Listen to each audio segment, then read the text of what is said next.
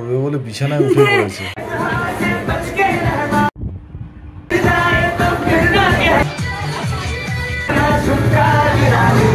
ওদের জন্য special playlist.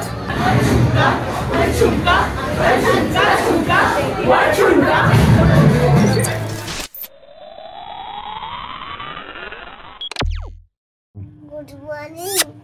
আজকে আমি অনেক কোথাও যাবো। আজকে মামার ম্যাথস এক্সাম। Oh no.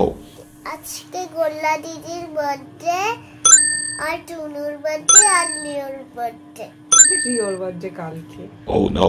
তুমি কি ডিসাইড করেছো আজকে কার বার্থডেতে যাবে? তাহলে গোল্লা দিদি না টুনু? কার বার্থডেতে যাবে? টুনু। গোল্লা দিদি কাঁদবে না? তারপর বিগি যদি শোনে পালক আসেনি, কাঁদবে না?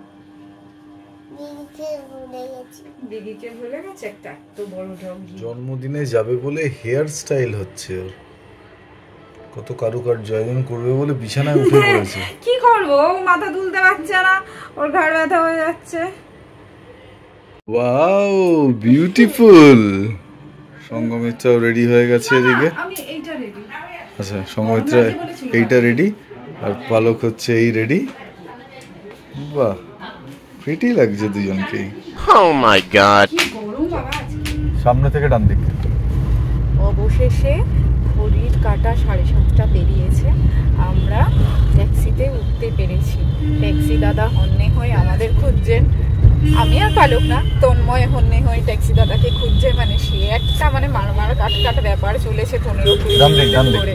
অবশেষে উঠেছি, যাচ্ছি গোল্লার বার্থডেতে। আর যাচ্ছি হচ্ছে ঠিক তনুর বাড়ির সামনে দিয়ে। পালকের ফ্রেন্ড সুমনার মেয়ে তনুরও আজকে বার্থডে, তো আমাদের দুজনেরই খুব মন খারাপ হয়ে গেছে। ওখানে আজকে যাওয়া হবে না বলেই মনে হচ্ছে, কারণ ফেরার পথে আমার ধারণা পালক ঘুমিয়ে পড়বে, তো তখন একটু টাফ হয়ে যাবে পালককে নিয়ে যাওয়া।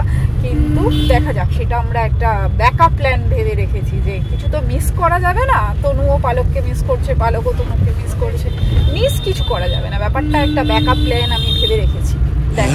বরের নাম হচ্ছে অনুপম, খুব প্রাণ চুল ফর্সা করে চশমা পরে। আর বৃষ্টিদির বরের নাম হচ্ছে অরিন্দম দা, লম্বা করে ফর্সা করে। বুঝতে পেরেছিস? মানে ওকে বলেই তো হয়। আজকে সকালবেলা যে বেরিয়েছিলাম অটোতে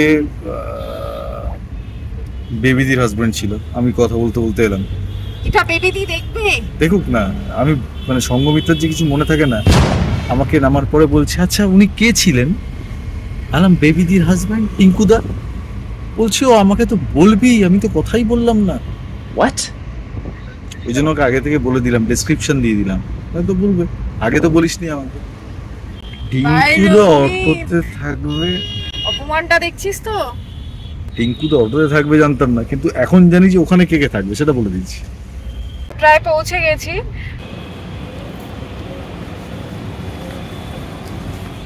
বৃষ্টিদির মা পালককে ধরে খুব কষে আদর করে দিয়েছে। এদিকে গোল্লা দিদির বন্ধুদের সঙ্গে আলাপ করার পর পালকের প্রচন্ড নাচ পেয়েছে।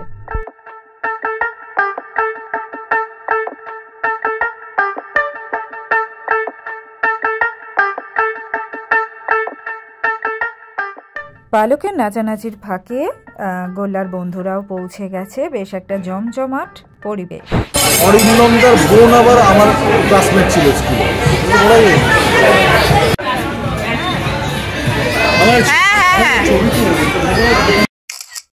এর প্রশ্ন ছিল যে এখানে কি হয়, ওকে বললাম এখানে রান্না হবে, তারপর তুমি খাবে নিয়ে।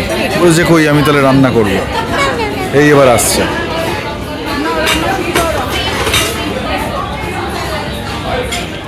পালক এখানে এসে প্রন খেয়েছে অনেকগুলো, এখন বোনওয়ালা চিকেন খাচ্ছে। আমি উদ্ধার হয়ে গেছি। আর এই হচ্ছে এই আদর চলছে।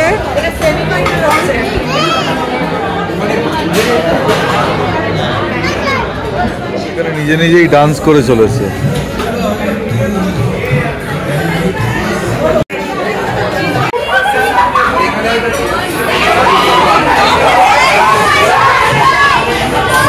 পালক যেভাবে দৌড়দৌড়ি করছে তাতে আমি একটু শঙ্কিতই হয়ে যাই।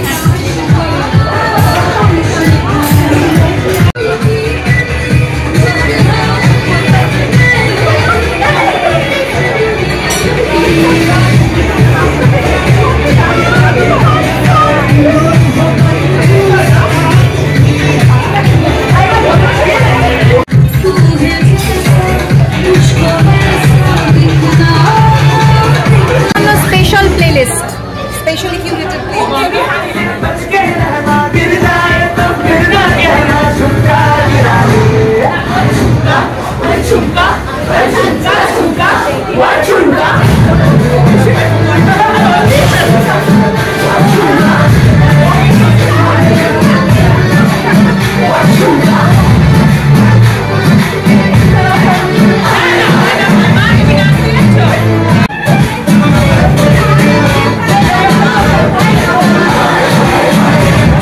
সঙ্গে নাচতে গিয়ে পড়ে গিয়ে আপাতত ব্যথা পেয়ে রণে ভঙ্গ দিয়েছে পালক।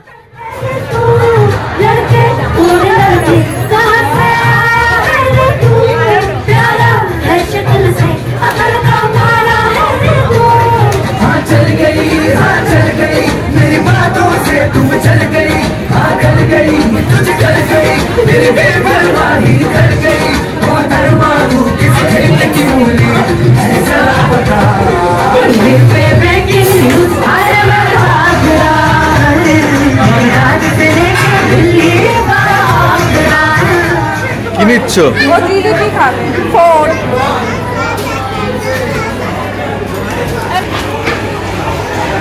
এখানে জিলিপি নিয়েছে, ব্রাউনি নিয়েছে, জেলি আর ওয়াটারমেলন খাবে।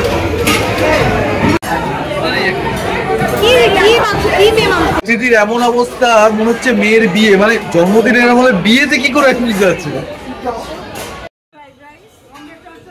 স্ন্যাক্স খাওয়ার পর আমার পেটে বিশেষ জায়গা ছিল না, কিন্তু তাও আমি সব কিছু টেস্ট করবো বলে ঠিক করেছিলাম, তাই নিয়েছিলাম একটু ফ্রাইড রাইস, একটু চিকেন।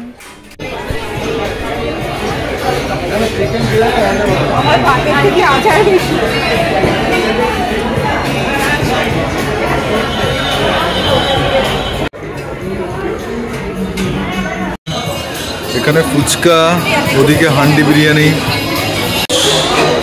এই একটা অদ্ভুত কম্বিনেশন, হাতে রাইস আর দাঁড়িয়ে আছে ফুচকার কাউন্টারে।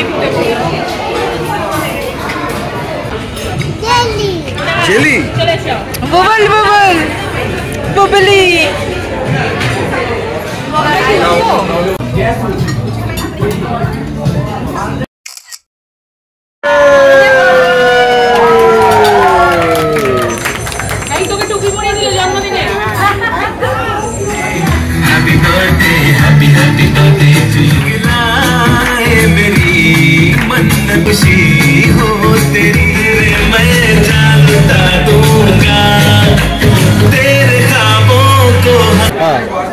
ঠিক আছে, অনেক, এবার চলে যাবো।